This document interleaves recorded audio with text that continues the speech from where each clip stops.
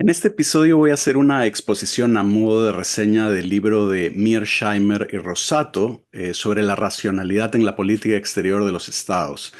En el contexto de los intereses de este canal, que son en parte siempre hegelianos, siempre hay esta cuestión entre simpatizantes y detractores de la teoría política de Hegel sobre la racionalidad y el Estado.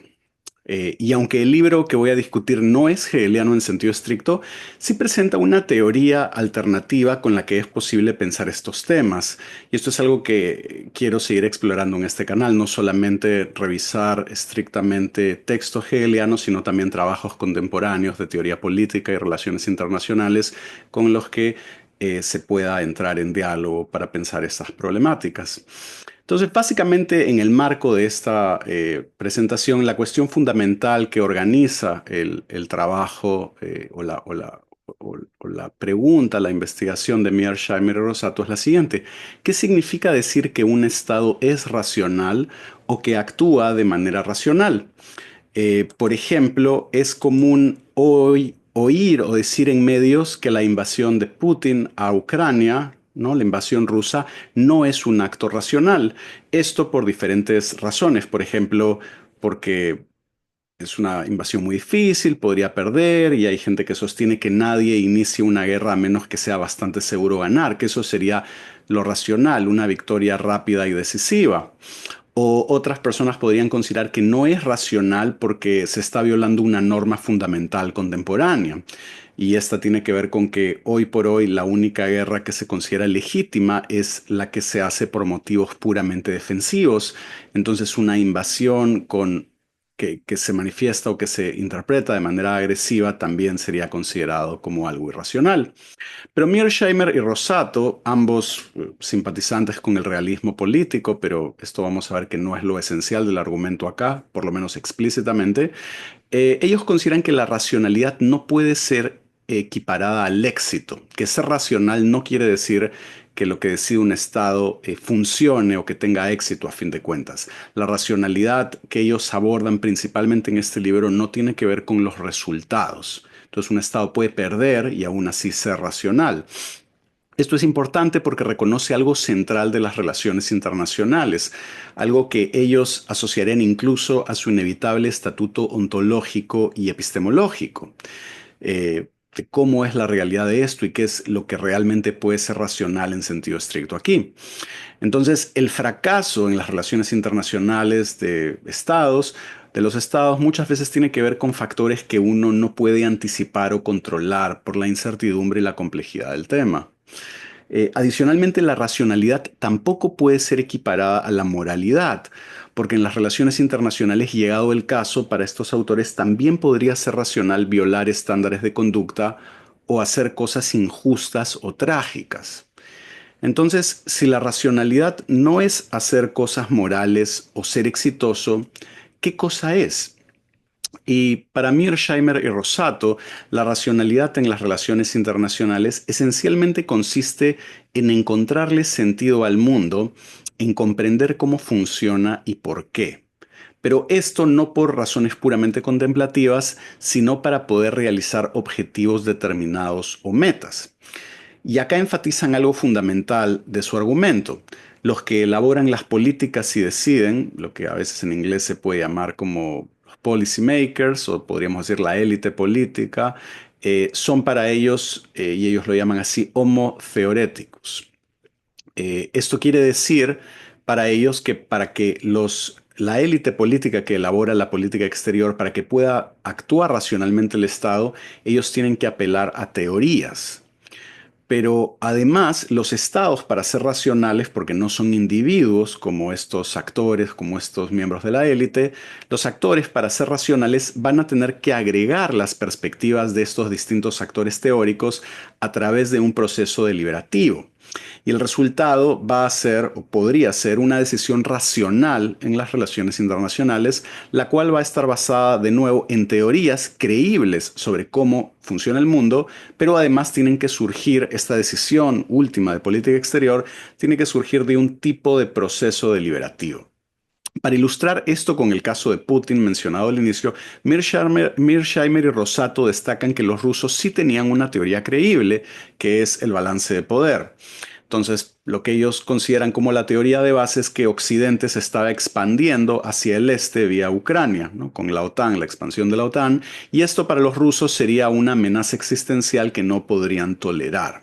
De ahí la decisión de iniciar una guerra de autodefensa. O sea, finalmente es como una especie de guerra preventiva de autodefensa para prevenir un cambio adverso en el balance de poder futuro frente a Occidente.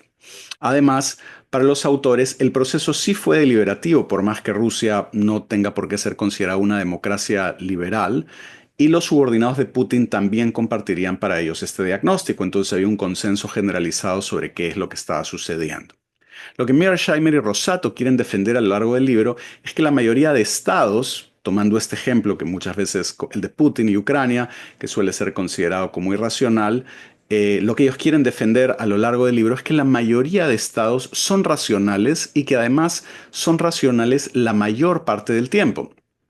Este argumento para ellos contribuye a reforzar el supuesto de que los estados son racionales en las relaciones internacionales, que hay racionalidad en las relaciones internacionales. El resultado de esta contribución teórica es interesante, porque frente a pensar que las relaciones internacionales son caóticas o irracionales o absurdas, ellos sin ser hegelianos sostienen que la razón es lo que prima. Claro, es una teoría de la razón bastante particular, pero aún así lo importante es que los estados para ellos sí pueden ser racionales sin que nuestro mundo, en sus efectos prácticos, tenga que ser mayoritariamente feliz o moral en ese ámbito, y eso es algo con lo que cerraremos o reforzaremos al final de la reseña también. Esta defensa de la racionalidad además va en contra de una idea común en los medios y en la discusión pública, según la cual el mundo está lleno de líderes no racionales, ¿no? Los típicos ejemplos contemporáneos serían, por ejemplo, Saddam Hussein, Hugo Chávez, Kim Jong-un, Gaddafi, Putin, etc. Entonces, muchos académicos y analistas, con estos ejemplos, además consideran que los líderes, la mayoría de las veces, se alejan de lo que dicta la racionalidad, que muchos de estos líderes no democráticos, autoritarios, no son realmente racionales en las relaciones internacionales y que esto es muy peligroso. Pero para Mearsheimer y Rosato, la racionalidad primero que sí va a estar presente, pero sobre todo porque tiene que ver con esta idea de base de comprender de lo que en inglés podríamos llamar making sense o dar sentido o hacer sentido del mundo. Y de nuevo, no por una vocación pura de teoría o de contemplación, sino para poder navegarlo de manera exitosa, para navegar esa realidad y poder perseguir nuestros objetivos, en este caso los objetivos de un estado dado. Entonces la racionalidad, podríamos decir, quizá tiene como un medio teórico, se basa en teorías, pero tiene en última instancia, en el caso del Estado y las relaciones internacionales, un fin práctico. Los tomadores de decisiones, la élite política y burocrática que decide la política exterior, como dije antes, emplean teorías creíbles para comprender las situaciones y las políticas más adecuadas. Entonces, un Estado es racional si las perspectivas de estos actores se agregan de manera deliberativa y si se llega a una decisión sobre una política exterior basada en una teoría creíble. Por contraste, un Estado no será racional si sus decisiones no están basadas en una deliberación, en deliberación alguna, o si no están basadas en una teoría creíble, o en ambas cosas, si carece de ambas cosas. Esta idea de racionalidad, como ya puede apreciarse, es diferente de la de los teóricos de la elección racional y de varios psicólogos políticos en la disciplina de las relaciones internacionales. Estos especialistas asumen que ser racional es cuando los individuos actúan como si maximizaran su utilidad esperada. Sin embargo, Mearsheimer y Rosato rechazan esto por una aseveración ontológica, que el mundo en el que operan los estados, digamos el estatuto ontológico de las relaciones internacionales, está marcado por la incertidumbre. Las relaciones internacionales son un ámbito de información deficiente, bastante deficiente. Entonces, los que toman decisiones siempre carecen de suficiente data sobre su propio estado y sobre los otros, fuera de sobre las potenciales interacciones. Entonces, esto afecta no solamente la comprensión del presente, pero sobre todo el poder anticipar el futuro, ¿no? Digamos, la predicción se vuelve bastante complicada e incierta. Entonces, de lo que se trata es, en estas circunstancias, en estas condiciones difíciles, de elegir la mejor estrategia en un mundo incierto. Y en estas condiciones es inviable guiarse por la noción de racionalidad de maximización de utilidad esperada. Es imposible hacer seriamente los cálculos probabilísticos que esta teoría demanda con relación a las metas y las preferencias y las probabilidades. Este es el argumento, o esto es lo que afirman Mearsheimer y Rosato. Las teorías de las relaciones internacionales que contribuyen a la racionalidad de los estados, por su parte, tienen que ser creíbles. Esto es algo que ya he mencionado. Y esto en tres aspectos: en sus supuestos, los supuestos de la teoría, en la lógica o la coherencia o la consistencia de la teoría, y en la evidencia empírica que provee. Entonces, una vez que tenemos una teoría creíble o varias teorías creíbles, la deliberación trata de agregar estas posiciones con un tipo de debate y discusión, idealmente lo más irrestricto posible o lo más abierto o libre posible, porque la política exterior, para ser racional, no puede resultar de una extrema manipulación, engaño, coerción o supresión de información. Y la decisión final entonces es racional si el debate acaba en un consenso, ¿no? Eso sería lo más ideal, pero también es racional si una posición termina siendo más persuasiva, si la minoría termina cediendo o aceptando o revisando sus posiciones, o incluso si hay dos partes que no llegan a un acuerdo y el último tomador de decisión, el líder del Estado, por ejemplo el presidente, resuelve la disputa. Esto también hace que la deliberación termine siendo racional porque es parte de las reglas. Entonces, racionalidad tampoco aquí significa unanimidad o consenso universal. Ahora, por contraste, un Estado no es racional, como ya dijimos, si no hay deliberación alguna, incluso si la teoría en la que se basa la política exterior es creíble. Entonces, no es solamente que los estados son irracionales si no tienen teorías creíbles o si no deliberan, sino que podrían tener una buena teoría, pero si esta no ha sido parte de un proceso deliberativo, la acción del estado no sería considerada como racional. Tampoco lo es, como dije, si la teoría no es creíble o incluso si no hay teoría alguna, que también podría pasar, apelar a algún tipo de heurística o analogía. Y hay que recordar en todos estos escenarios, teoría, no teoría, deliberación, no deliberación, racionalidad, no racionalidad, que no hay éxito garantizado por la situación de incertidumbre. Es posible que un estado racional fracase, y no necesariamente por la teoría de la deliberación, sino por restricciones exógenas o por circunstancias imprevistas. De hecho, la gran mayoría de los casos que este libro estudia como casos de racionalidad terminan en fracasos.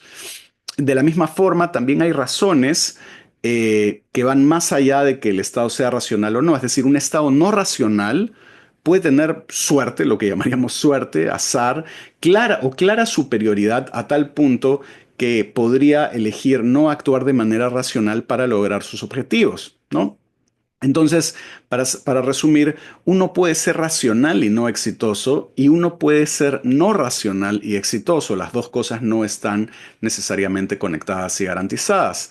Aún así, y esto es lo que nosotros esperaríamos del argumento, para Mearsheimer y Rosato, un estado racional tiene más chances aún así de ser exitoso porque se supone que tiene una mejor comprensión de cómo funcionan las relaciones internacionales dentro de todas sus limitaciones.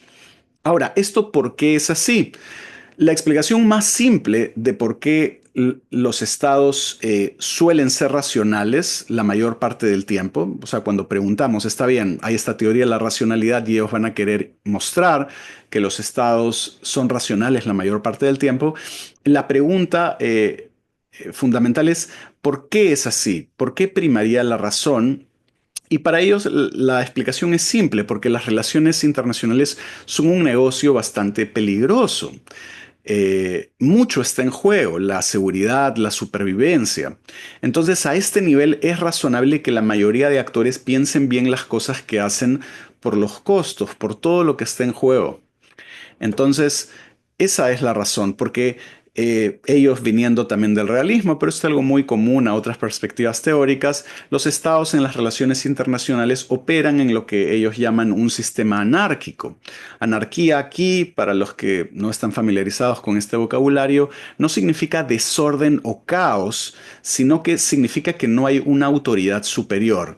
Cuando uno vive en un estado, la autoridad superior es el estado, pero cuando los estados interactúan entre sí, no hay un estado de estados o una policía mundial o una autoridad superior vinculante como lo es el estado con sus ciudadanos.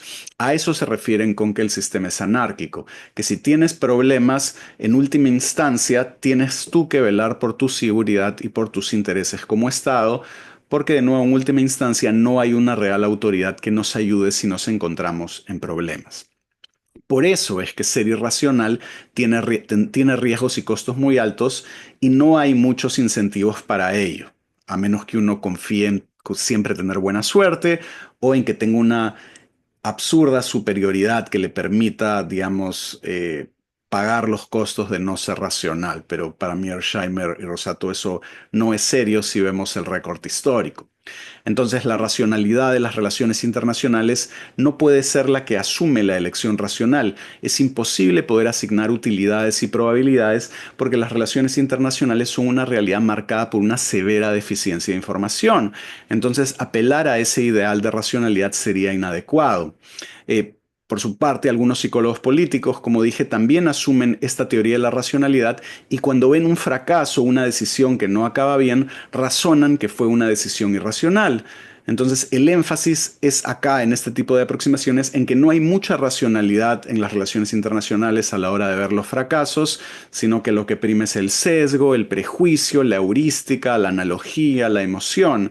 Pero Mearsheimer y Rosato rechazan esto. Rechazan la tesis de que la gran mayoría de los tomadores de decisiones suelen usar heurísticas imperfectas.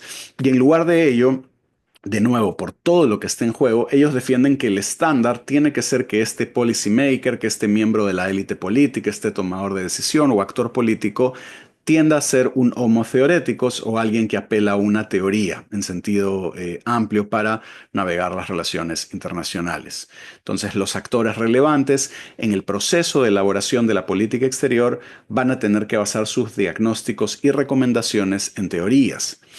Obviamente puede haber gente que va a la deliberación sin teorías o con teorías poco creíbles, pero la idea es que el proceso deliberativo las filtre lo suficiente.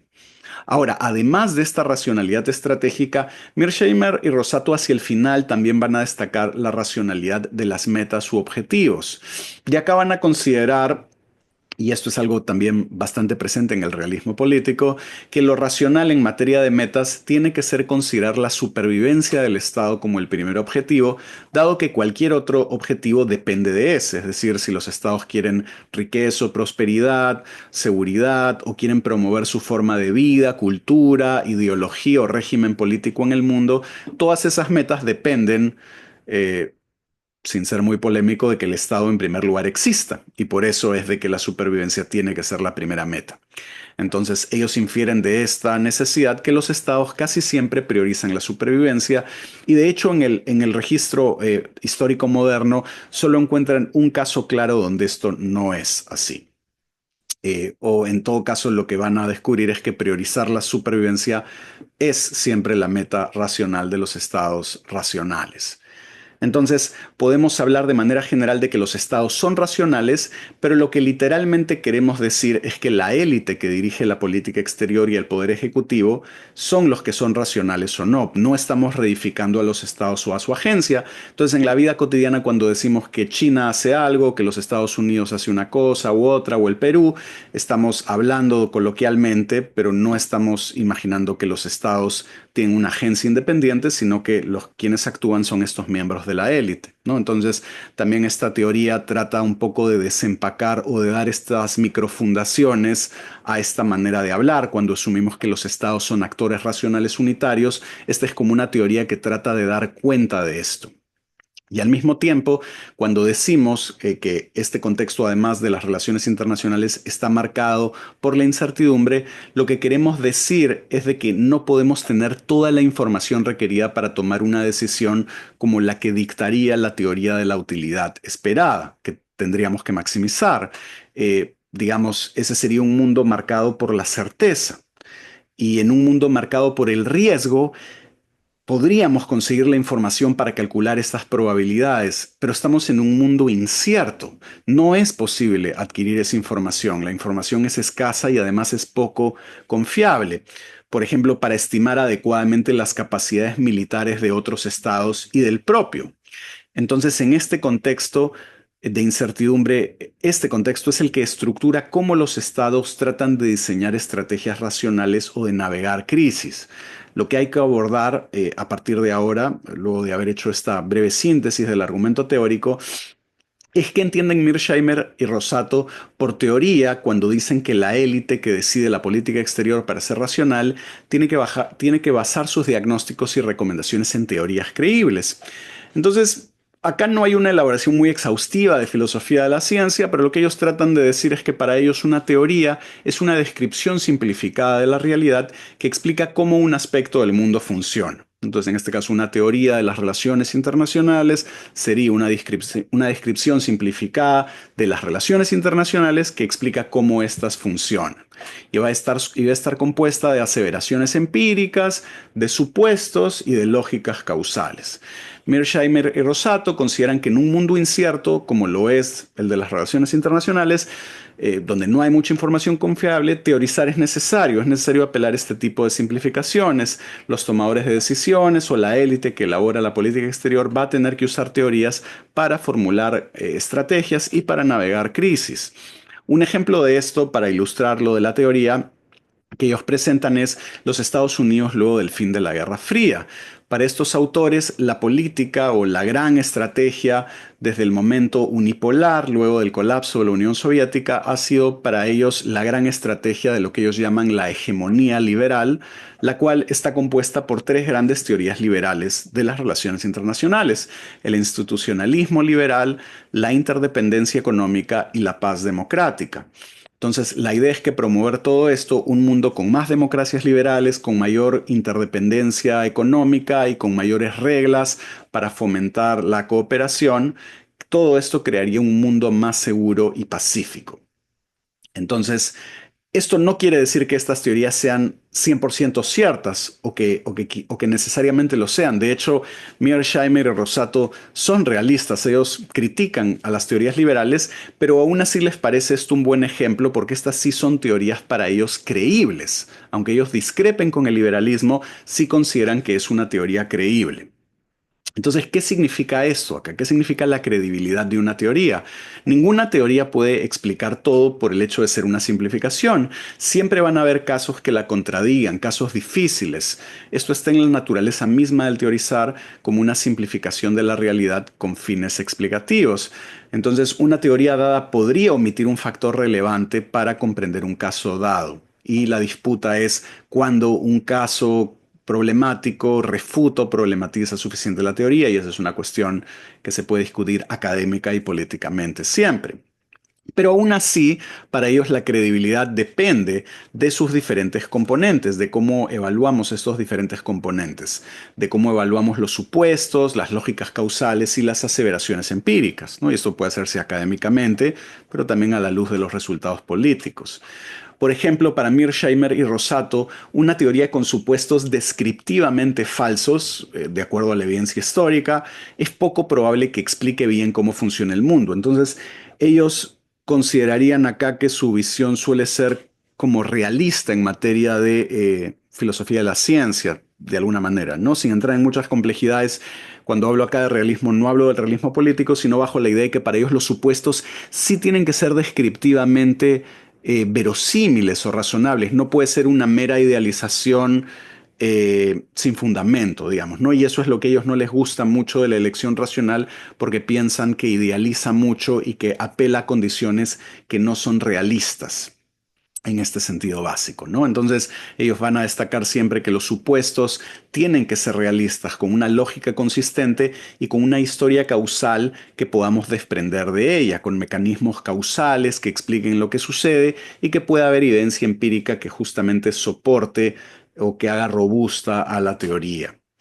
Obviamente, determinar qué tan creíble es una teoría también es algo complicado en las relaciones internacionales justamente por la poca evidencia que hay. Y esa es la razón, en parte para ellos, por la cual en la disciplina de las relaciones internacionales, en el estudio académico, hay varias teorías creíbles y no una que sea claramente superior.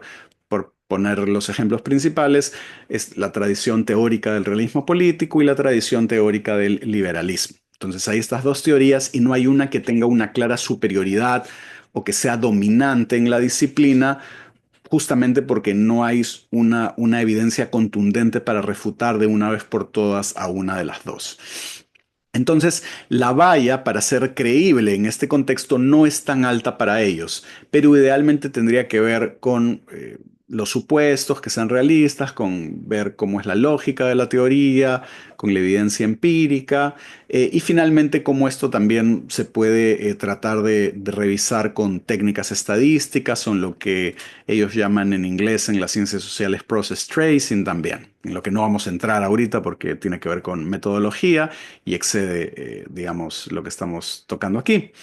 Aún así, cuando la teoría se vea contradicha por la realidad, es importante, aunque difícil, determinar si el modelo es incorrecto o si fue un caso de mala suerte. Esto también puede pasar, de que hayan otros factores, ¿no? Entonces, de nuevo, como dije antes, los dos principales conjuntos de teorías creíbles en las relaciones internacionales para ambos son el realismo y el liberalismo.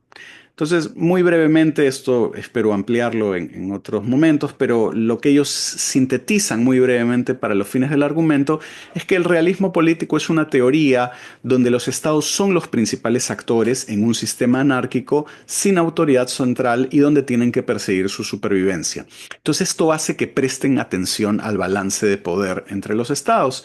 Y hay diferentes teorías realistas, ¿no? Hay un realismo que llaman defensivo, que enfatiza la racionalidad de mantener el status quo, un realismo ofensivo, que enfatiza la racionalidad de obtener hegemonía regional, un realismo hegemónico, donde los estados que buscan la hegemonía no solamente lo hacen por seguridad, sino para rehacer el mundo de maneras que maximicen sus intereses políticos, económicos, ideológicos, etcétera.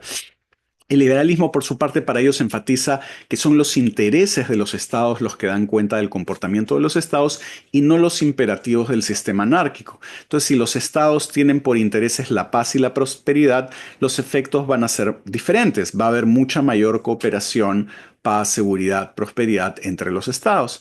Y hay diferentes teorías liberales. Por ejemplo, la teoría de la paz democrática, que básicamente afirma que las democracias no se hacen la guerra entre sí, y esto puede ser porque comparten valores, porque confían entre sí, porque sus gobiernos rinden cuenta a sus poblaciones, a sus ciudadanos, las cuales suelen oponerse a la guerra.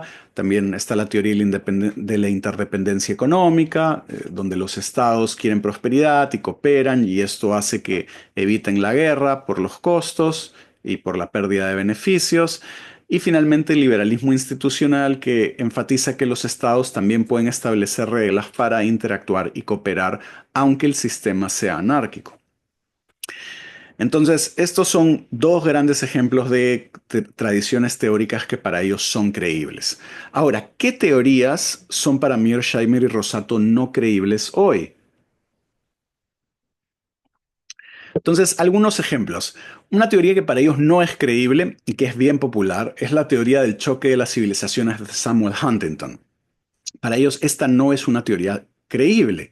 Eh, digamos, y para ellos no es creíble porque para ellos no es creíble justamente asumir que las civilizaciones son el grupo principal para la gente en el mundo. Mearsheimer y Rosato creen que son inevitablemente las naciones, que cuando vemos la historia vemos que sobre todo la historia moderna desde el nacionalismo se revela como la unidad más importante. Entonces para ellos el nacionalismo es la ideología política más poderosa del planeta y no la fidelidad o lealtad a una civilización. Entonces esto hace que la teoría no sea muy buena para comprender cómo funciona el mundo. Otro tipo de teorías que para ellos no son creíbles y que han sido muy influyentes en la historia de la disciplina son las teorías raciales, ¿no? Cuando había racismo biológico, donde se sostenía que la superioridad racial de un grupo implicaba superioridad política, militar o colonial, y entonces han habido teorías para tratar de explicar esto, las relaciones internacionales a la luz de diferencias raciales, ¿no? Entonces, para ellos esto tampoco es creíble porque los supuestos de base sobre la raza tampoco son creíbles. Otro ejemplo interesante es el realismo neoclásico. Esto no es muy desarrollado y me parece que es un error del libro porque ellos son realistas o importantes representantes del realismo político contemporáneo y no desarrollan mucho su crítica al realismo neoclásico, así que sería bueno revisar si ellos desarrollan esto en otros trabajos. Pero el problema acá para Mearsheimer y Rosato, siendo ellos, me imagino, más simpatizantes con el realismo estructural o el realismo ofensivo, esta teoría afirma que la supervivencia es y no es el principal objetivo de los estados. Entonces, ellos acusan que el realismo neoclásico termina siendo contradictorio porque afirma al mismo tiempo que la supervivencia es y no es el principal objetivo, pero esto es algo que ellos no desarrollan muy bien, entonces por eso no puedo comentarlo mucho, ¿no? Siento que hay una oportunidad perdida para una discusión más seria, pero quizá ellos piensan que eso excedería el tema del libro que va más allá del realismo político y que tiene que ver con la racionalidad en general. Otra teoría que para ellos no es creíble es toda esta tradición de teorías o argumentos que defienden la promoción de la democracia a través de la fuerza. La idea de que es militarmente, que con fuerza militar es posible democratizar sociedades. Y para ellos no hay evidencia de que esto funcione, que la gran mayoría de veces que se intenta promover la democracia con fuerza militar no funciona. Entonces, esto también es rechazado por ellos. Y la última, que también fue bien influyente durante la Guerra Fría, que para ellos no es una teoría creíble, es la teoría dominó. Entonces, en el contexto de la Guerra Fría, había esta teoría según la cual si un Estado se volvía comunista, sus vecinos también, como piezas de dominó, irían cayendo y se volverían comunistas. Y por eso era que había que ser, digamos, intolerante con este tipo de procesos revolucionarios, ¿no? Y para ellos también, luego de ver el registro histórico, esto tampoco parece que fuese creíble, ¿no? Ahora, como estamos apelando a la historia y todo esto sucede al interior de la historia, acá hay un punto importante que nos interesa y es que la credibilidad de las teorías con esta relación con los eventos históricos es algo cambiante, ¿no? O en todo caso podemos luego de eventos históricos reconocer la credibilidad o no credibilidad de ciertas teorías. Entonces los eventos históricos pueden contribuir a proveer la evidencia para hacer teorías no creíbles o creíbles, y esto es inevitable por cómo estamos históricamente situados. Ahora, una cosa que llama la atención es que en este inventario no se menciona el marxismo. Entonces, no queda claro si para ellos el marxismo o, por ejemplo, la teoría del sistema mundo es una teoría creíble de las relaciones internacionales, pero a la luz de lo que han ido revisando, es esperable que todo lo que se enseña en la universidad bajo el rótulo de teoría de las relaciones internacionales sea considerado como creíble. Aún así, esto no está claramente tipificado, pero sería esperable, ¿no? Bueno, dicho esto, recordemos que estas teorías creíbles, ahora que hemos más o menos visto algunos ejemplos de cuáles son creíbles y cuáles no y por qué, estas teorías son agregadas por un proceso deliberativo para llegar a una decisión final y entonces este debería ser idealmente un debate donde se ponderen las fortalezas y debates de las diferentes teorías o posiciones, de nuevo sin ocultar información o reprimir el debate con amenazas y coerción, ¿no? Entonces, idealmente debería haber este proceso racional, libre, deliberativo, ¿no? Como un ideal. Obviamente siempre va a ser imperfecto por circunstancias de tiempo, de información, ¿no? Pero, digamos, mientras más se acerque ese ideal, digamos, será el resultado quizá más racional. Pero de este proceso, porque no se puede liberar para siempre, tiene que surgir una decisión, una política exterior. Y esto puede darse de nuevo por consenso, por compromiso, por negociación, por persuasión, o porque el decisor último se impone si es que no hay un acuerdo. Todo esto, todos estos escenarios hacen al Estado y a su política racional, no los resultados de esta decisión. De nuevo, una decisión y una acción racional no es garantía de éxito. Puede haber igual importantes deficiencias en la información. O las circunstancias pueden cambiar de manera inesperada, ¿no? Recordemos que esa sería una manera de interpretar lo que Maquiavelo llamaba la fortuna. Entonces, también hay aspectos que no podemos controlar. Entonces, Esto también podría hacer que estados no racionales sean exitosos, pero de nuevo, aún así, sí tiene sentido esperar que los estados racionales tengan más probabilidades de éxito por el proceso de decisión y por la credibilidad de sus teorías. La racionalidad en las relaciones internacionales no puede ser para Mearsheimer y Rosato la que la teoría de la utilidad esperada dictamina.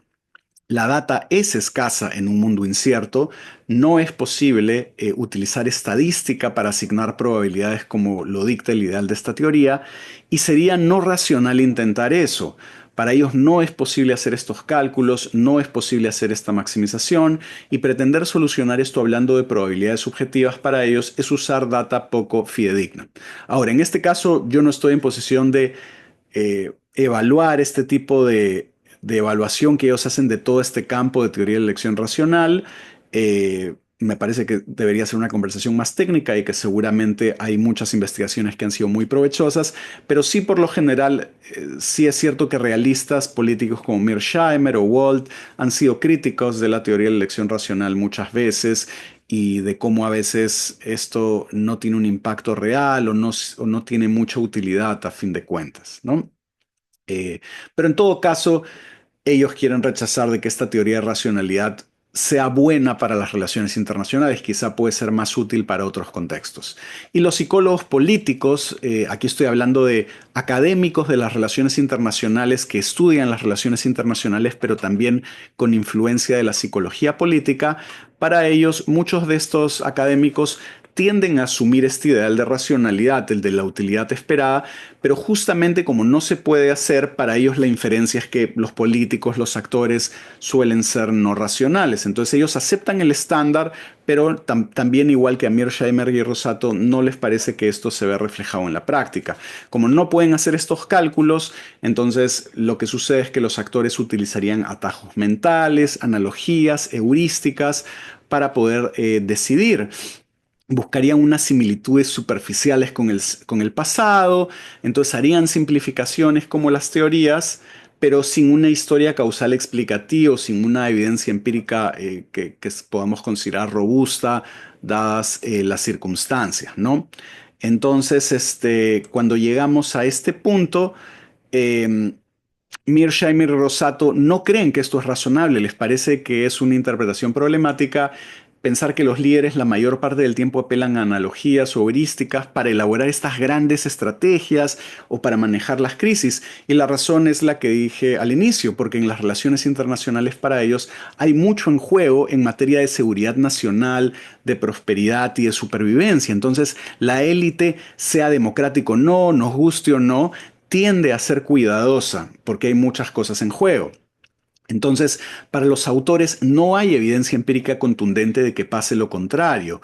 Y el otro problema es que los psicólogos políticos suelen enfocarse en los resultados y razonar hacia atrás. Entonces, cuando ven fracasos, ellos inevitablemente van a construir una historia de irracionalidad que lleva al fracaso. Y recordemos que para Mearsheimer y Rosato, ellos han separado esta conexión por los factores que ya hemos mencionado. Entonces, en lo que respecta a la evidencia para el argumento que he ido desarrollando aquí, bueno, ya hemos tratado de esbozar la teoría del libro, más o menos por qué la hacen, con quiénes están discutiendo. Lo que ellos van a hacer es presentar 10 casos que para ellos son casos difíciles, es decir, casos históricos que son conocidos y donde se suele considerar que la decisión de estos estados fue irracional y ellos van a tratar de, digamos, reconstruirla de tal forma que se pueda mostrar, de acuerdo a su teoría, que sí hay racionalidad. Entonces, si en estos casos difíciles para ellos se logra mostrar racionalidad, para ellos va a ser esperable y razonable suponer que en los casos más fáciles ello también sea posible. Entonces, estos 10 casos, 5 son sobre estados, grandes potencias desarrollando una gran estrategia y 5 sobre cómo manejaron una crisis. Y todos van a ser considerados casos difíciles sobre si lo que hicieron fue racional o no. Pero también lo que es importante para nosotros es que la gran mayoría, o para muchos, la gran mayoría de estas decisiones también pueden haber terminado en fracasos o no tener éxitos inmediatos, ¿no?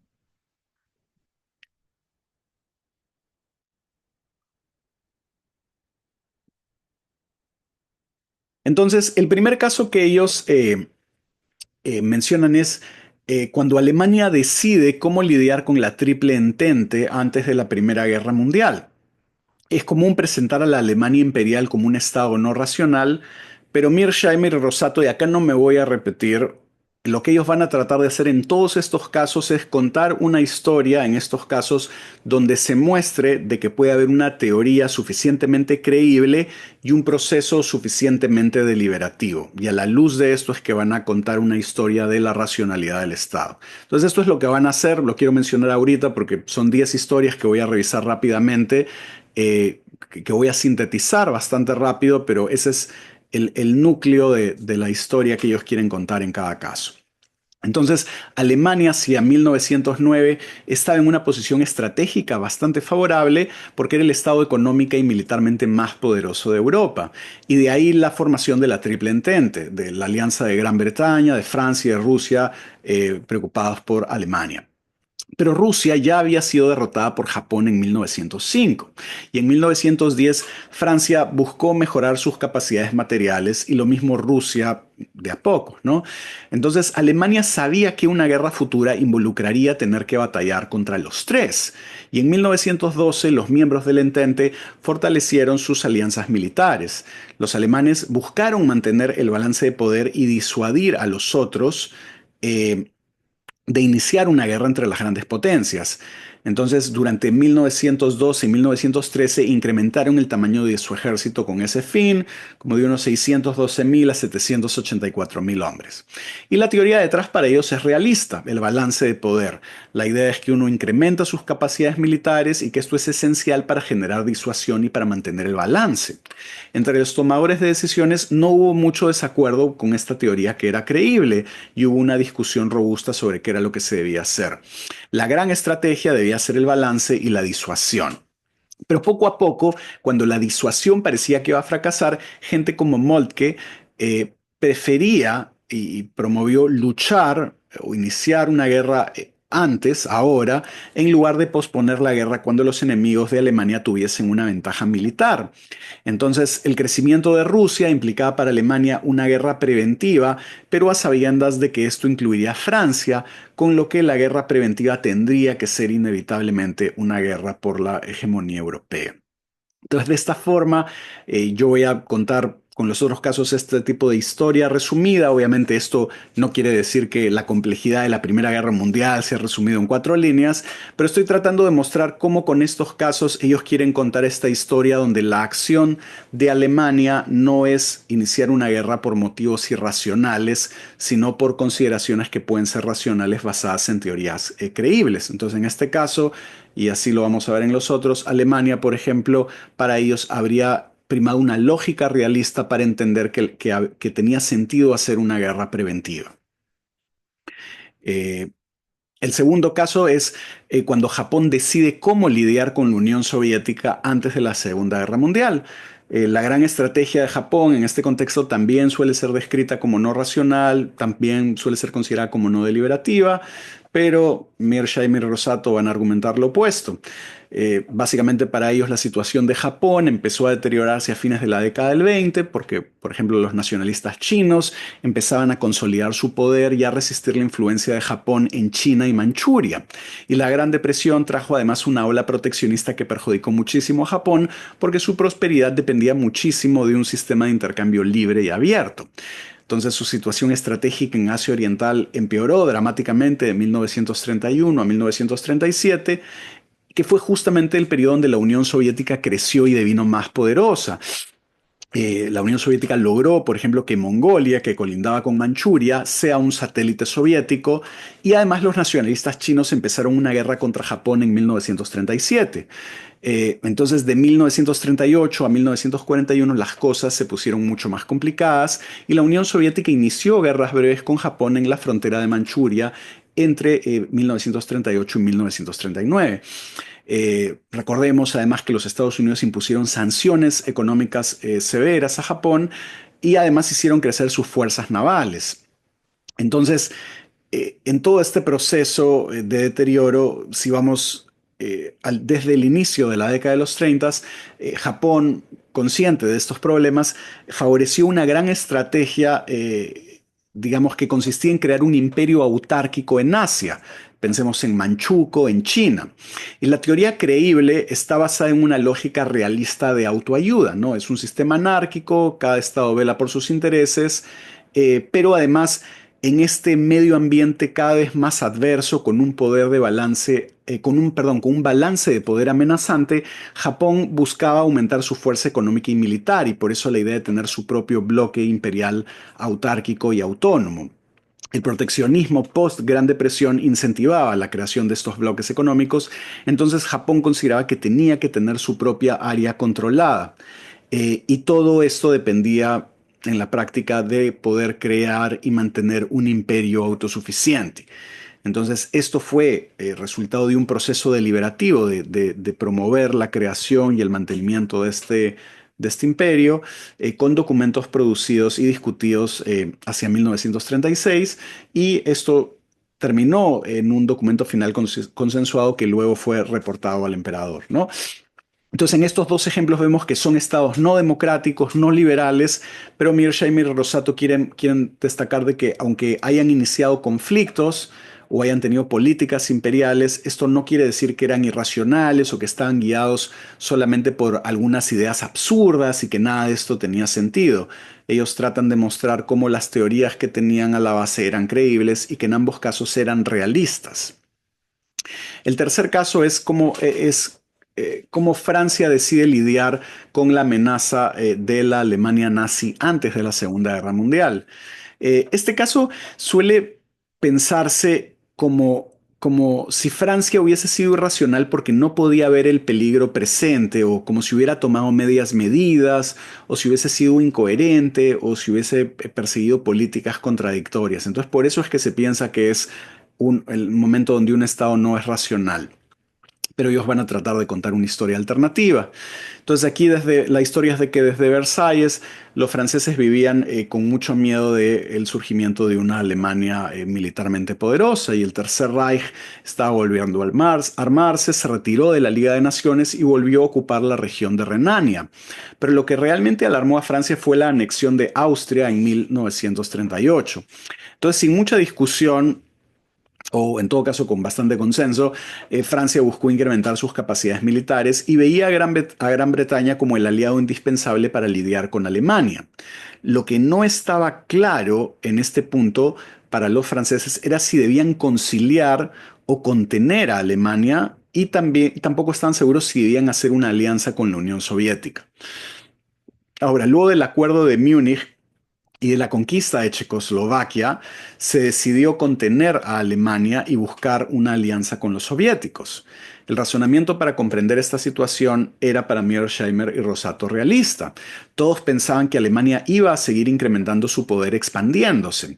El desacuerdo era sobre cuánto poder realmente quería Hitler, ¿no? Si es que este poder que iba creciendo, esta potencia, iba en algún momento a estar satisfecha.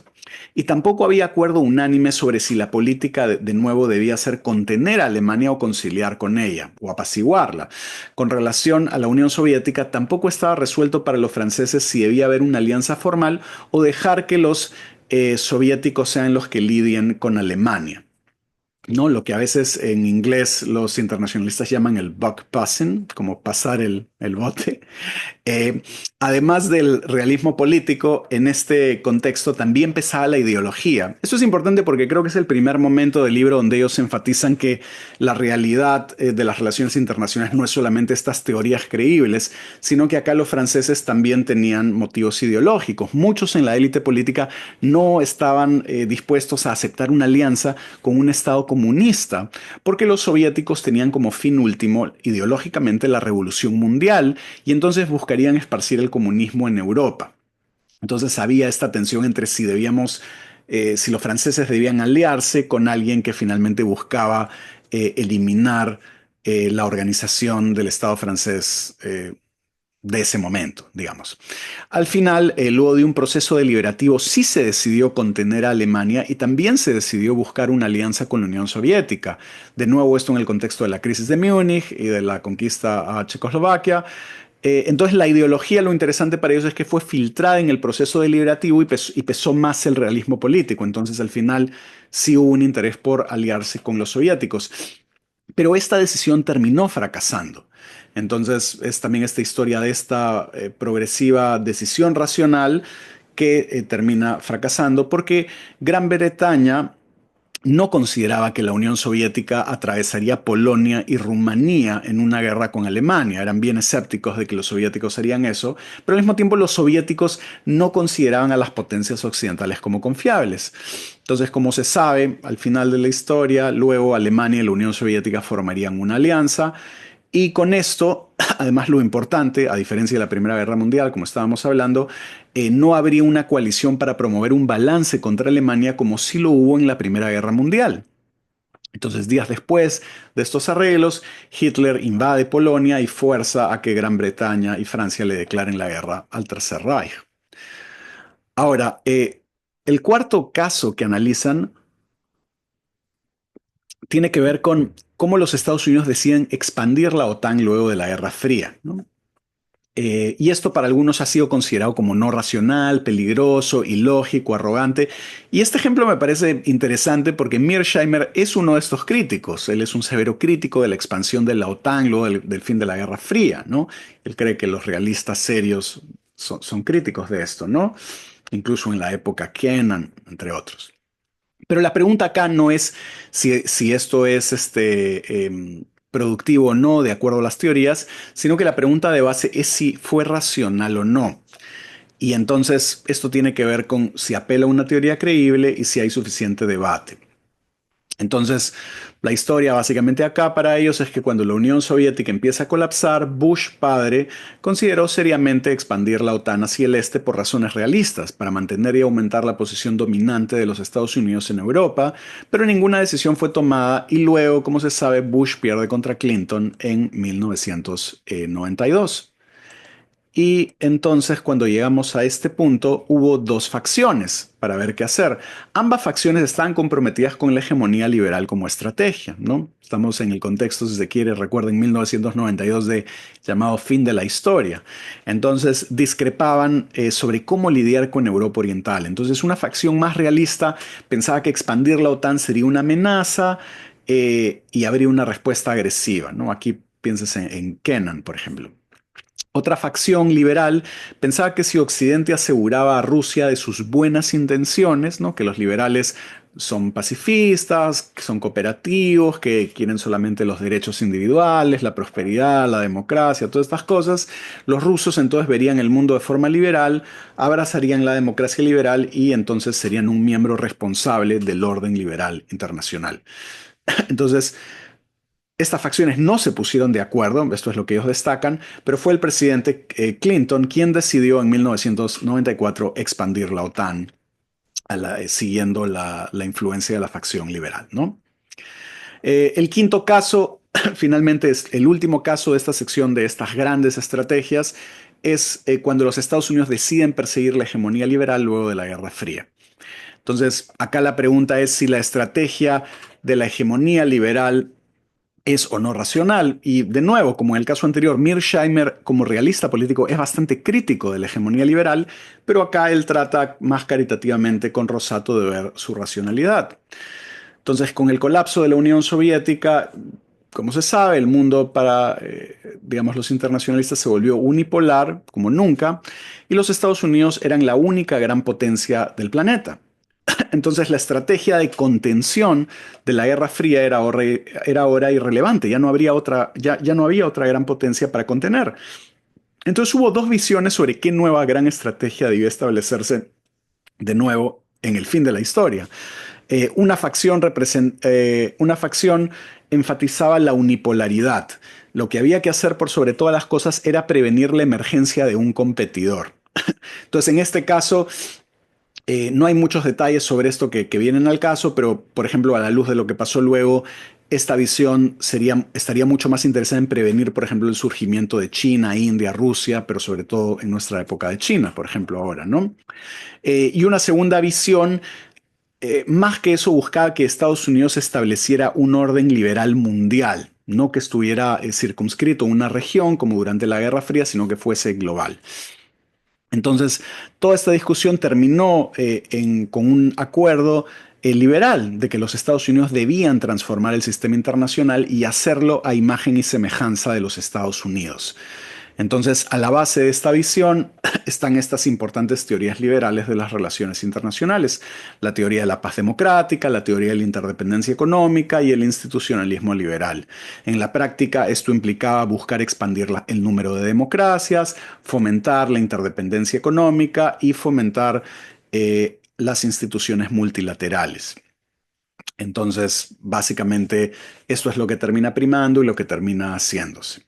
Ahora, con estos ejemplos, ahora que hemos cerrado esta primera parte de los ejemplos sobre 5 casos de estas grandes estrategias, con estos ejemplos es posible ver que en contextos multipolares, Alemania, Japón y Francia basaron sus decisiones en teorías realistas.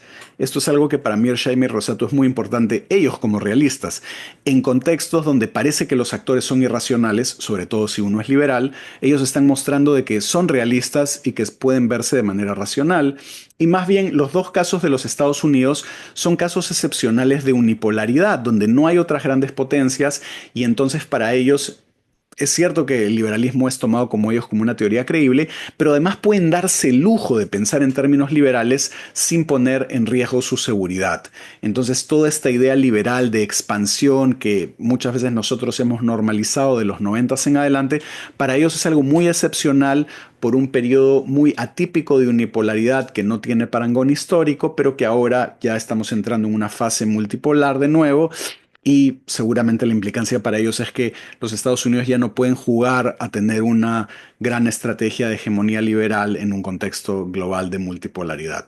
Ahora, no vamos a entrar en eso porque ese es más el debate entre los realistas y los liberales, pero es un poco lo que uno siente en el tono de cómo agrupan estos casos para decir: en multipolaridad se nota que los estados racionales tienden a ser realistas, en unipolaridad son liberales o en todo caso persiguen la ideología del Estado unipolar. Eh, Ahora, los siguientes 5 casos que se desarrollan en el libro tienen que ver con manejos de crisis, ¿no? Entonces son periodos mucho más cortos, mucho más intensivos, donde hay muchas cosas en juego, donde hay mucha incertidumbre, y también acá se trata de defender que finalmente estas decisiones no son absurdas. Y hay bastante superposición con los ejemplos anteriores, ¿no? Entonces el primero de nuevo es cómo Alemania imperial decide iniciar la Primera Guerra Mundial. De nuevo, esta decisión suele ser considerada como irracional, pero para ellos está basada en una teoría creíble y en una deliberación. Y recordemos que la idea básica es que una guerra contra la Triple Entente podría terminar con Alemania como potencia dominante en Europa y sin la amenaza rusa. Entonces la teoría de base era realista, una lógica de guerra preventiva para lograr la hegemonía mientras se pudiese. Pero además, lo importante que ellos hacen para señalar la racionalidad es de que Alemania tenía una teoría creíble sobre la victoria, que fue deliberada. Entonces, el problema es que era una guerra en 2 frentes, como se sabe: Francia y Gran Bretaña en el oeste y Rusia en el este. Entonces, el plan para los alemanes tenía que ser hacer una primera victoria que fuese rápida y decisiva en un frente, mientras se defendía el otro para luego tomar la ofensiva en el segundo frente. Como Rusia tenía un vasto territorio, no era posible tener una victoria rápida y decisiva contra los rusos. Y si lo intentasen, Francia movilizaría su ejército para atacar a Alemania. Entonces, para ellos lo lógico tenía que ser atacar Francia primero, rápida y decisivamente, mientras se mantenía una posición defensiva frente a Rusia para luego pasar hacia el otro frente, ¿no? Esto es lo que se conoce como el Plan Schlieffen. Entonces, los alemanes eran conscientes, esto es importante para Mearsheimer y Rosato de destacar, de que era mucho más fácil defender. No es que estaban cegados por esta especie de culto a la ofensiva, y sabían que la tecnología bélica generaría muchísimas muertes, pero aún así confiaban en la posibilidad de la victoria, y sobre todo pensaban de que esta victoria sería mucho más difícil mientras pasase más tiempo. Entonces, de esta forma, ellos tratan de hacer inteligible la decisión de Alemania y mostrar que era, digamos, racional en este sentido básico. El segundo caso es cuando Japón decide atacar a los Estados Unidos en Pearl Harbor, que también para algunos es una decisión irracional, que está basada como en una pura arrogancia, en una incapacidad para pensar estratégicamente, ¿no? Pero de nuevo, el énfasis siempre va a ser en que todo esto está mediado por teorías creíbles y de liberación. Y recordemos de lo que ya mencionamos en el caso anterior, que para 1941 la situación estratégica de Japón estaba deteriorándose rápidamente, especialmente por China y los Estados Unidos. Recordemos que había esta severa falta de acceso a materias primas para las demandas de la economía civil y militar. Entonces, a mediados de 1941, los Estados Unidos imponen este embargo al petróleo para Japón y congelan sus activos. Y Japón, porque esto era bastante severo, buscó una solución diplomática y ofreció conceder varias cosas, pero Estados Unidos no aceptó. Entonces, en estas condiciones, Japón decide atacar a los Estados Unidos sabiendo que sus posibilidades de ganar eran pocas. Entonces, no era una pura arrogancia, pero el razonamiento era que una guerra riesgosa era preferible al colapso económico y a descender del rango de grandes potencias. Entonces, el razonamiento básico para ellos sigue siendo realista, buscar mantener el balance de poder para maximizar las posibilidades de supervivencia. La teoría de la victoria aquí, que para ellos igual era creíble, tenía que ver con derrotar a los Estados Unidos tempranamente en la guerra para luego establecer un robusto perímetro defensivo en el Pacífico. Entonces, esta decisión fue deliberada y tuvo acuerdo entre la élite. Entonces, la idea era que si había esta victoria rápida y decisiva y este perímetro defensivo, esto haría que Estados Unidos perdiese la voluntad para pelear en ese frente, sobre todo si es que iban a estar al mismo tiempo peleando en Europa. Entonces, ellos confiaban en que Estados Unidos se iba a enfocar en Europa, que los iba a dejar y que esto podría acabar con negociaciones favorables para que Japón fuese uno de los estados más poderosos en Asia Oriental. Entonces, aunque esto fue racional y no terminó funcionando, tratan de hacerlo inteligible de esta forma. El tercer caso también es otro famoso que mucha gente también siempre se pregunta de esto, ¿no? Que es cuando Alemania decide invadir a la Unión Soviética. Entonces, este es considerado uno de los casos más irracionales. Se supone que no tiene una teoría creíble, que no tiene deliberación y además siempre Hitler es considerado como un actor eh, bastante irracional, impredecible, arbitrario, ¿no? En sus decisiones para mucha gente. Entonces, ellos quieren mostrar cómo tiene sentido lo que están haciendo en este contexto. Básicamente la historia es que hacia mediados de 1940 Alemania estaba en una situación estratégica bastante precaria porque habían vencido a Francia, pero no veían viable ganarle a Gran Bretaña. Y la élite alemana temía a la Unión Soviética, la cual estaba deviniendo más poderosa y amenazante. Además, también la idea de una guerra contra los Estados Unidos se encontraba en el trasfondo. Entonces, la respuesta ante esta situación fue decir en una victoria rápida y decisiva contra la Unión Soviética, algo que era bastante complicado, pero la idea era eliminar esa amenaza y que si lograban esto, lograrían hacer capitular a Gran Bretaña y le darían una ventaja a Alemania para prepararse para una posible guerra con los Estados Unidos. Entonces, de nuevo, la teoría de base aquí es realista. Se trata de transformar el balance de poder de manera favorable frente a la Unión Soviética antes de que deviniese muy poderosa y hacer que Alemania fuese el hegemón de Europa. Entonces, parte de este diagnóstico apelaba a que la Unión Soviética todavía tendría un ejército obsoleto y por eso la decisión tenía que ver con realizar una estrategia de lo que se llamó Blitzkrieg, que fue la que funcionó exitosamente contra Francia.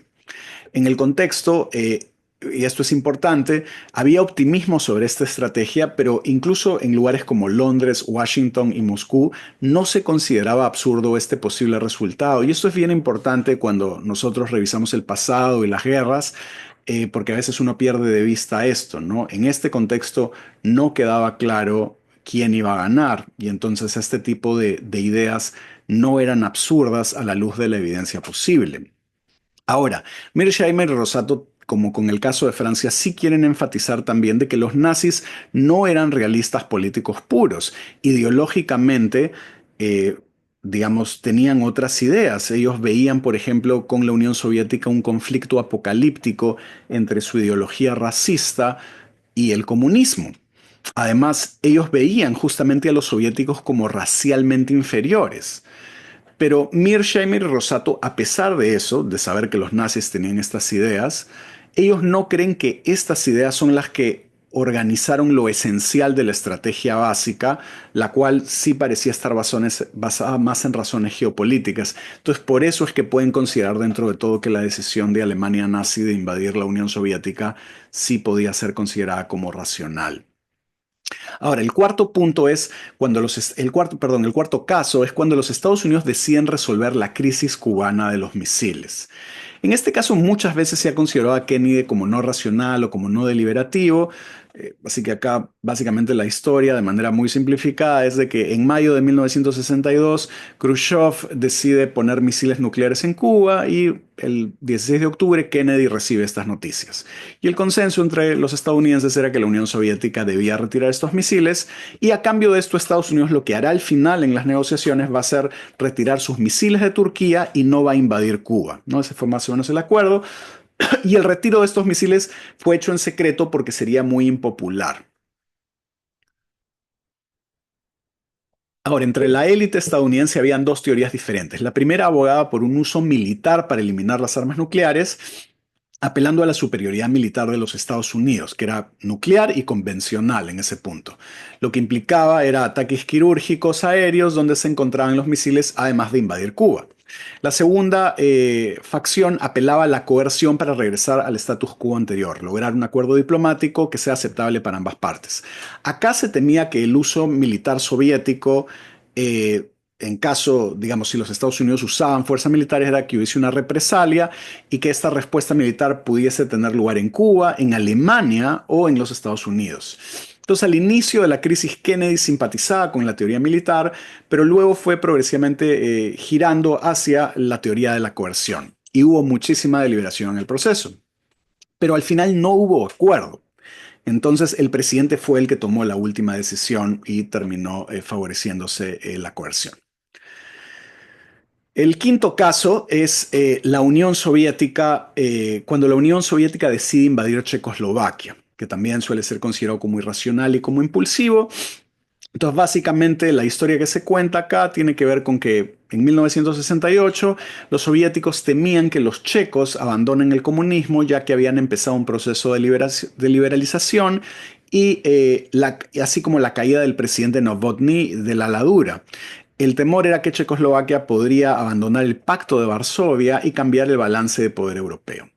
Además, este caso podría servir de ejemplo para otros estados de Europa Oriental, incluyendo a la Unión Soviética misma, entonces había mucho en juego para ellos. Esto hizo que los soviéticos decidieran eliminar la primavera de Praga. Habían dos teorías sobre cómo lidiar con esto. La primera tenía que ver con coerción, diplomacia y amenaza militar para que los checos reviertan el curso. Y la segunda opción era intervenir y tumbarse al gobierno, apoyando a la facción del ala dura comunista, invadiendo militarmente e imponiendo un gobierno pro-soviético. Al comienzo de la crisis no había acuerdo sobre qué hacer, pero si al final el ala pro-coerción digamos que era un poco más moderada, terminó girando y convergiendo con la facción que defendía que era necesario invadir. Y esto es importante, no solamente incluyó a los soviéticos, sino a líderes de otros cuatro países que eran miembros del Pacto de Varsovia: Alemania Oriental, Polonia, Bulgaria y Hungría. Para Mearsheimer y Rosato, entonces, lo que terminó decidiendo la estrategia con esta convergencia sobre la invasión fue el comportamiento de los checos al no parar o revertir la liberalización, y tampoco porque no discutieron suficiente con los soviéticos los asuntos clave, y entonces esto generó una progresiva desconfianza, ¿no? Entonces, finalmente los soviéticos pensaban que el gobierno ya no tenía control de la situación y que incluso estaba promoviendo la primavera de Praga a sus espaldas. Entonces esto terminó inclinando la balanza hacia la decisión de invadir. Ahora, hay un último caso sobre el manejo de crisis, pero esta parte, y creo que es el primer momento donde voy a hacer esto, esta parte yo no creo que está muy bien lograda en el libro, porque se presenta como un caso donde se va a analizar la escalada estadounidense en Corea, cuando los estadounidenses deciden cruzar el paralelo, y lo mismo con cómo se desarrolla la invasión a Vietnam. Pero yo no creo que estas páginas están muy bien desarrolladas, son muy cortas y son dos casos complejos y entonces no queda muy claro cómo la teoría opera aquí. Entonces, digamos, no se me hace muy fácil presentar la historia que ellos cuentan acá. No creo que está muy bien logrado y se siente como si el libro no estuviese muy terminado en esta parte. Yo creo que igual se puede prescindir de esto y las otras historias funcionan lo suficiente porque mantienen una similitud entre los conflictos y sobre todo los países que se analizan, pero digamos, quería por lo menos esa era mi impresión como lector del libro de que este caso, estos dos casos que están juntos acá en unas últimas páginas, al final de toda esta sección, me parece que no funcionan muy bien. Ahora, hemos visto 10 casos, o 9 si se quiere, donde ellos van a querer sobre todo contar la racionalidad de los estados, pero también presentan ejemplos para ellos de lo que serían estados cuando tomaron no decisiones racionales, que serían la minoría de casos o la minoría de veces de acuerdo a la teoría que ellos están elaborando. Entonces, ahí lo que nos interesa es justamente descubrir cómo son estas historias, porque por contraste podemos ver qué es lo que ellos consideran que es un estado racional y qué es lo que sería su contrario, ¿no? Entonces, el primer caso es la estrategia naval de Alemania antes de la Primera Guerra Mundial. Entonces, este me parece que es un buen caso porque ya tenemos dos del manejo de crisis, de la gran estrategia con Alemania imperial, pero es importante que en este mismo proceso histórico y con el mismo Estado hay este componente que no es racional. Entonces, la historia que ellos cuentan es de que bajo Bismarck, Alemania devino una gran potencia militar terrestre, pero el Kaiser, post-Bismarck, quería que Alemania también fuese una potencia marítima. Entonces Alfred von Tirpitz fue encargado de esto y promovió leyes navales específicas para aumentar el tamaño de la flota. Estas medidas están basadas en su teoría del riesgo, o lo que él llamaba su teoría, la teoría del riesgo. Esta teoría veía a Gran Bretaña como la principal amenaza y no a Francia o Rusia. Además, promovía la construcción de acorazados y no de cruceros, los cuales eran preferidos por varios oficiales. Esto implicaba entonces operar en el Mar del Norte, donde los acorazados eran considerados decisivos, y no en los océanos, en los demás océanos donde los cruceros serían preferidos.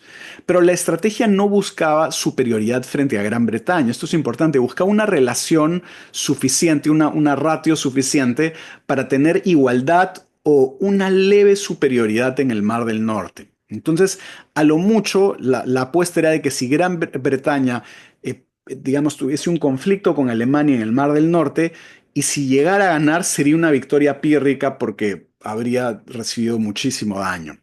Entonces, lo que se infiere o lo que trata de inferir esta teoría es de que como Gran Bretaña no va a querer tener esa victoria pírrica, va a comportarse con el poder naval de Alemania como si este fuera un poder disuasivo.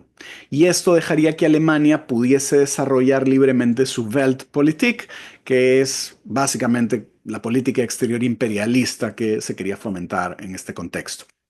Ahora, para Mearsheimer y Rosato, la teoría del riesgo no era creíble. Ese es el problema de base. Entraba en contradicción con la teoría del balance de poder que había operado en los otros dos casos que habíamos visto de Alemania imperial.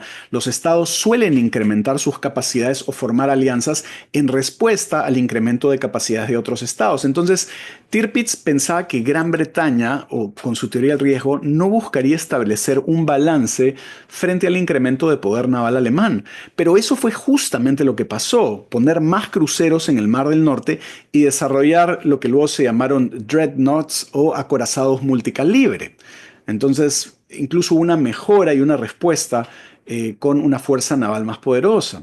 Y tampoco hubo deliberación con la teoría del riesgo. Tirpitz no consultó significativamente con nadie y elaboró su teoría básicamente por su cuenta, incluso buscando evitar toda oposición disidente a sus opiniones. Entonces, para ellos este es un claro ejemplo de una decisión no racional por parte de un Estado. El segundo caso es la estrategia de Gran Bretaña antes de la Segunda Guerra Mundial. Recordemos que durante la década de 1930, Gran Bretaña estaba en aprietos económicos y Italia y Japón ya se revelaban como potenciales adversarios, pero sobre todo Alemania si es que conquistaba Europa Occidental. Entonces, para evitar esto se requería de un compromiso continental, mandar que Gran Bretaña mande fuerzas armadas a Francia para disuadir a Alemania. Entonces, de 1933 a 1937 se optó por una estrategia de responsabilidad limitada, mandar fuerzas si había guerra, pero sería de poca ayuda si la escala de la guerra fuese como la de la Primera Guerra Mundial. Entonces, no era suficiente. El problema fue que de 1937 hasta el Acuerdo de Múnich se dio una política sin responsabilidad. Francia lidiaría con la invasión por su cuenta. Pero finalmente, de octubre de 1938 a abril de 1939, sí se optó por una estrategia de total responsabilidad, un apoyo sustantivo a Francia en caso de guerra. Históricamente acá también habría operado la teoría del balance de poder para prevenir que un Estado domine el continente. Y lo ideal siempre sería que alguien más se encargue. Eh, pero si no se pudiese, digamos, tercerizar este costo, la idea es que Gran Bretaña tendría que formar parte de la coalición para garantizar el balance de poder. Por eso Mearsheimer y Rosato consideran que Gran Bretaña no fue racional en esta segunda etapa, cuando optó por la no responsabilidad, porque más que estar basado en una teoría, la no responsabilidad apelaba al miedo y a una falsa esperanza o ingenua esperanza sobre lo que uno desearía que pasase, que alguien más se encargue. Y tampoco hubo mucha deliberación cuando se dio este viraje para, digamos, abdicar de la responsabilidad con Francia. Estos efectos pusieron a Gran Bretaña en una situación de debilidad en el continente, y es por eso que luego de anexar Austria no se pudo más que intentar apaciguar a Alemania en Múnich. Esta situación los hizo poco a poco regresar a la teoría del balance de poder y a finalmente ofrecer total responsabilidad para con Francia y a incrementar sus capacidades materiales. El tercer caso de no racionalidad es cuando los Estados Unidos deciden invadir Cuba, la invasión de la Bahía de Cochinos. Básicamente aquí la historia es que Kennedy sí quería algo que permitiese a los Estados Unidos negar su involucramiento. Entonces tenía que haber una manera de hacer esto sin que los Estados Unidos fueran directamente, eh, digamos, los autores. Entonces la CIA desarrolló la Operación Zapata, donde unas fuerzas anti-Castro desembarcarían en Cuba con cierto apoyo aéreo, y la idea es que estas fuerzas promoverían una insurrección masiva. Pero para Mearsheimer y Rosato esto es importante. En esa época nada de esto era creíble. Tenían los pilotos que iban a mandar tenían aviones viejos, las fuerzas terrestres que iban a mandar no tenían buen entrenamiento, no tenían buenos equipos, tenían muy poca experiencia militar, eran muy pocos, pero lo más importante es que no habían posibilidades reales para una insurrección, porque no había una oposición local para tumbarse al régimen de Castro. Y lo más importante es que todo esto era sabido. Entonces no hubo deliberación y para ellos la CIA distorsionó las reales probabilidades de este plan que no era racional y los que se opusieron fueron ignorados.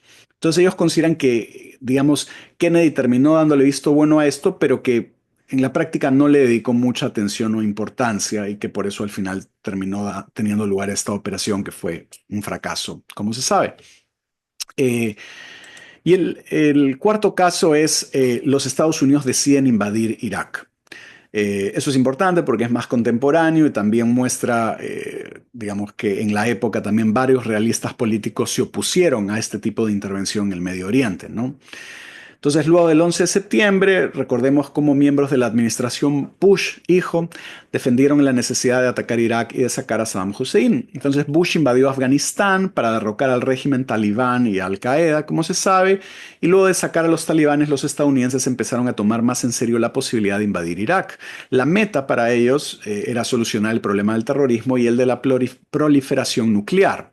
El miedo supuestamente a la base, era que estos estados rogue, o podríamos decir canallas, desarrollarían armas nucleares o armas de destrucción masiva que podrían luego dar a organizaciones terroristas, ¿no? Esta es como la explicación de base, y para enfrentar esto se elaboró la doctrina Bush basada en la teoría de la paz democrática. La idea es que como las democracias no pelean entre sí porque comparten valores y tienen instituciones con mecanismos de rendición de cuentas, la idea era que democratizar el Medio Oriente, perdón, sería el ideal. Y con todas estas democracias, no habría auspicio para el terrorismo contra otras democracias, ni la necesidad de tener armas nucleares. Entonces, la democracia es la que genera la irrelevancia o la obsolescencia de este tipo de decisiones, ¿no? Apoyar grupos terroristas y darles armas nucleares.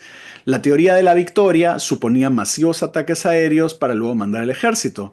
Y con la derrota iraquí, la administración Bush pensaba que sería muy fácil convertir a Irak en una democracia. El supuesto de base es que todos quieren la democracia y que solamente hay que sacar al tirano de turno. Pero además había un componente de la teoría dominó, que cuando Irak sea una democracia, eso generaría un efecto en la región, ¿no? Ahora, la teoría de la paz democrática sí es para ellos una teoría creíble, aunque ellos no la compartan. En sus trabajos son críticos de esto. Pero sí es una teoría creíble. Lo que no es creíble es este otro componente de promover la democracia por la fuerza y del efecto dominó que las democracias tendrían. Estos no eran creíbles ni hoy ni en este momento dada la evidencia histórica. Y el otro problema no es solo que las teorías no eran creíbles en sus componentes esenciales, en varios de sus componentes esenciales, sino que no hubo deliberación, es decir, que se buscó ignorar y silenciar a la oposición y que no hubo una planificación real sobre cómo sería el periodo posguerra. Entonces, estos casos muestran que a veces los estados pueden no ser racionales y que ello tiene serios costos, como lo hemos visto en el Medio Oriente.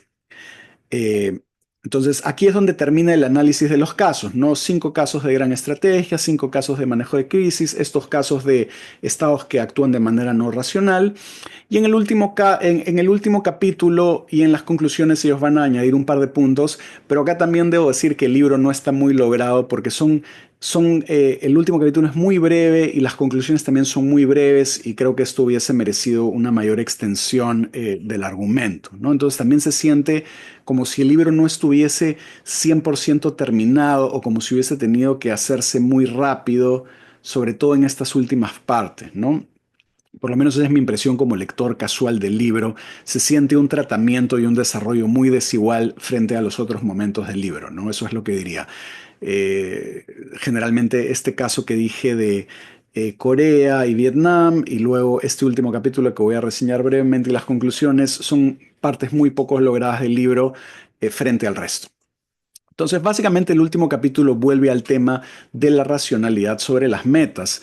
Y la idea acá es que la racionalidad no es solamente algo procedimental sobre cómo obtener los medios adecuados al fin, no es solamente estratégica. Todo el libro hasta este momento, la gran teoría de la racionalidad hasta este momento es sobre racionalidad estratégica, sobre cómo a través de estas teorías podemos finalmente navegar la incertidumbre de las relaciones internacionales y actuar de la manera más racional posible sin que esto garantice éxito. Mearsheimer y Rosato ahora van a hablar de la racionalidad de los fines, y hay muchas metas para los estados, como vimos, pero la supervivencia es el más importante. Esto quiere decir mantener la integridad territorial, demográfica, también la integridad económica, la capacidad para que los estados puedan determinar su propio destino político. Otros objetivos también son la prosperidad, la difusión de la ideología, pero a pesar de todas estas consideraciones, lo más importante para ellos es la supervivencia. Es lo primero, porque no puede perseguirse ninguna meta sin existir, sin sobrevivir. Entonces, esta tiene que ser la meta fundamental. Y la implicancia de esto es que si un Estado no quiere sobrevivir o no pone a la supervivencia como meta primera, esto haría de este Estado un Estado no racional. Esto es importante porque enfatiza este carácter político de los estados, de cómo estas comunidades políticas, naciones, etnias, grupos quieren tener una soberanía, una autodeterminación, sea popular o no, pero el punto está en que las entidades políticas tienden a querer existir, sobre todo luego, especialmente luego del auge del nacionalismo, creo que yo añadiría con lo que dijeron anteriormente. Y esto, la razón por la cual lo enfatizo es porque muchas veces con las analogías de la elección racional o con las analogías de la economía, a veces se piensa en los estados como si fueran empresas. Y esto es algo que se puede ver incluso en el gran teórico de las relaciones internacionales, Kenneth Waltz, en su libro, que en otro episodio vamos a discutir. Eh, Él hace esta analogía con las empresas y con los mercados cuando trata de pensar a las relaciones internacionales, pero acá lo que me gusta de Mearsheimer y Rosato es que enfatizan criticando a otro académico bien influyente que es eh, ¿cómo se llama? ah, ay, se me dio el nombre, pero es esta crítica según la cual uno podría ceder la soberanía a cambio de la prosperidad, pero que este no es un argumento empíricamente persuasivo. Entonces, porque no son empresas privadas, hay otras cosas que están en juego. Entonces, cuando la supervivencia está en juego, incluso la prosperidad económica deja de importar, así como las diferencias ideológicas. Incluso uno puede estar dispuesto a romper las reglas y compromisos. Esto se puede volver algo aceptable. Incluso uno puede estar dispuesto a obtener armas nucleares, a matar civiles. Entonces, pueden haber medidas extremas. La supervivencia es algo que se encuentra presente en los casos célebres de apuesta por la hegemonía cuando vemos la historia moderna. Para ellos, Francia napoleónica, Alemania imperial, Alemania nazi, Japón imperial, digamos, la supervivencia era muy importante. Pero que el imperativo sea la supervivencia no quiere decir que siempre se consiga, ¿no? De hecho, todas estas apuestas por la hegemonía fracasaron, ¿no? Francia napoleónica, Alemania imperial, Alemania nazi, Japón imperial. Ahora, el único ejemplo histórico que ellos muestran como relevante donde no se persigue esto, donde la racionalidad de los fines no da por prioridad a la supervivencia, es Alemania nazi al final de la Segunda Guerra Mundial, donde siguió luchando sin importar su propia, digamos, autodestrucción. Entonces, ellos consideran que este es el único caso histórico donde quizá no habría este respeto por la máxima prioridad de la supervivencia. Entonces, salvo por este caso, lo normal es que exista la racionalidad de los fines entendido como dar una prioridad a la supervivencia y que en la mayoría de casos haya una racionalidad estratégica sobre cómo apelar a teorías creíbles, un proceso deliberativo para tomar decisiones de política pública que puedan ser racionales, ¿no? Ahora, para terminar, si el argumento del libro es persuasivo, la implicancia entonces es que los estados suelen ser racionales la mayor parte del tiempo, sin que ello quiera decir que logren todo lo que se propongan. Eh, Esto es lo que significaría, ¿no? O sea, los estados son racionales la mayor parte del tiempo, pero eso no quiere decir que logren todo lo que se proponen. Tampoco significa que los estados van a ser morales todo el tiempo, la mayor parte del tiempo. Significa que tengan más chance de lidiar con otros estados, pero que esto además puede implicar la violencia, el uso de la violencia o la amenaza de la violencia. Y es dentro de este espacio de racionalidad en incertidumbre donde el realismo y el liberalismo, como estas grandes teorías, disputan la comprensión contemporánea de las relaciones internacionales. ¿Qué significa eso para nosotros? A nivel académico quiere decir que las grandes tradiciones teóricas de las relaciones internacionales para ellos no solamente son vigentes y relevantes, sino que también son creíbles como insumos para tomar decisiones racionales en las relaciones internacionales. Entonces, de alguna forma, no es que hay un gran gap o espacio o hueco entre la teoría académica o la investigación histórica y empírica y la política pública o la política exterior. No porque uno se pueda reducir al otro, pero muchas veces los académicos y los practicantes discuten como si hubiese un gran, digamos, abismo entre ambos. Y parece que Mearsheimer y Rosato son de la opinión de que si bien ser académico no es lo mismo que ser un político o un burócrata, no quiere decir que las teorías no provean de este lenguaje común para navegar el mundo, para darle sentido y que entonces puede haber una mayor interacción entre la academia y la política, y donde no es que la investigación académica sea necesariamente obsoleta o irrelevante, especialmente en un contexto donde a veces hay mucha crítica a la teoría, como si fuera una cosa muy abstracta, obstrusa, irrelevante, grandilocuente, y ellos tratan de mostrar cómo sirve como un marco muy general para darle sentido a las cosas y que puede ser muy importante para la racionalidad de los estados. Pero también hay otra implicancia no académica y que nos atañe a nosotros si no somos líderes de los estados o miembros de las élites de los estados, y es que también significa que la racionalidad de las relaciones internacionales que suele estar presente, si tienen razón en los estados la mayor parte del tiempo, no da mucho consuelo. No nos consuela mucho saber eso, porque no es una razón poderosa que garantice el éxito, no es una razón omnipotente. tampoco es una razón que nos garantiza justicia o moralidad, algo que también como individuos es algo que nos parece importante, ¿no? Parece ser que esta racionalidad generalizada solamente garantiza, en medio de severa incertidumbre, el mejor intento de lidiar con otros sin autoridad superior alguna. Incluso cuando esto puede implicar muchas veces violencia y fracaso. Entonces, esto, digamos, es interesante porque a nivel de la academia y de la teoría y de la política tiene sentido, pero también genera esta sensación en el ciudadano o el individuo, eh, digamos, este sinsabor trágico donde la racionalidad no es promesa de nada y no es consuelo de nada, y donde igual cosas terribles pueden sucederle a los nuestros y a los otros. Entonces la pregunta es si es posible esperar algo más. De ahí que para nosotros, si el argumento fuese persuasivo, se nos presenta como importante la pregunta por si es que esta historia universal, ¿no? Cuando vemos a los estados y sus luchas, puede ser algo más, ¿no? Y que es una preocupación que también animó a Hegel en términos de ver si la historia en su conjunto nos puede decir algo más que lo que los estados independientes y sus intereses persiguen, o si podemos pensar en una especie de tribunal de la historia universal y qué podría significar eso. Pero también da pie justamente a pensar en la posibilidad o en la razonabilidad de aspirar a un tipo de reconciliación que tenga lugar en un ámbito mayor, eh, que en otro contexto fue pensado como el ámbito del arte, de la religión y de la filosofía. Entonces, con esto terminamos nuestra reseña, y ya nos vemos en un próximo episodio.